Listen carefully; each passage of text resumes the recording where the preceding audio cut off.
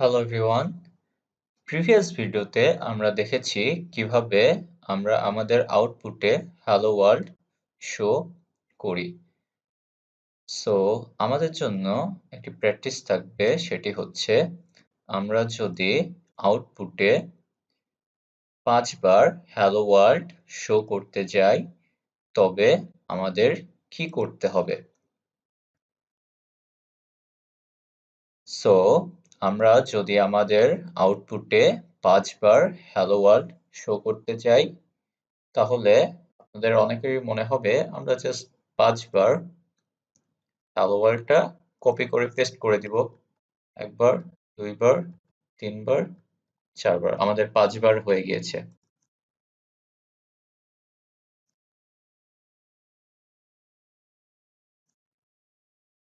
কিন্তু এখানে একটি সমস্যা রয়েছে।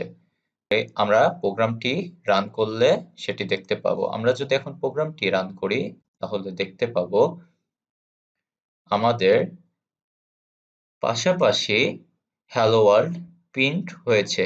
Hello world, hello world, hello world, কিন্তু আমরা চাচ্ছিলাম পরপর লাইনে আমরা হ্যালো ওয়ার্ল্ড প্রিন্ট করতে। সো এটার জন্য আমরা দুইটি কাজ করতে পারি। সো একটি হলো হ্যালো ওয়ার্ল্ডের শেষে /n দিব, যেটি আমাদেরকে নতুন লাইনে নিয়ে যাবে। যদি আমরা প্রত্যেকটির শেষে এমন /n দিয়ে দেই তবে আমরা আমাদের প্রত্যেক লাইনে আমাদের আলাদা আলাদা লাইনে নিয়ে যাবে। এখন যদি এটি আমরা রান করি তাহলে দেখতে পাবো, দেখুন নতুন লাইনে হ্যালো ওয়ার্ল্ড প্রিন্ট হয়েছে। এটি একটি উপায়, এবং অন্য একটি উপায় রয়েছে, সেটি হচ্ছে আমরা ডাবল কোটেশনের পর আবারও লেস দেন সাইন দিব এবং লিখব ইন্ড এল। প্রত্যেকটির শেষে যদি আমরা এমন ইন্ড এল লিখি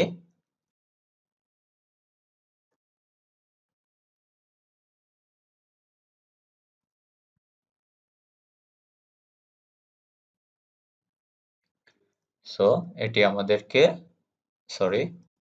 আমি ডাবল লেস দেন চিহ্ন দিতে ভুলে গিয়েছি।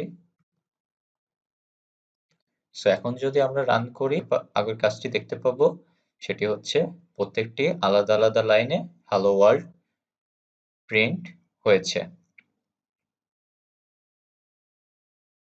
সো এখন আপনাদের জন্য একটি চ্যালেঞ্জ রয়েছে, সেটি হলো কিভাবে আমরা কোড লিখলে আমাদের আউটপুটে এমন একটি আউটপুট শো করবে।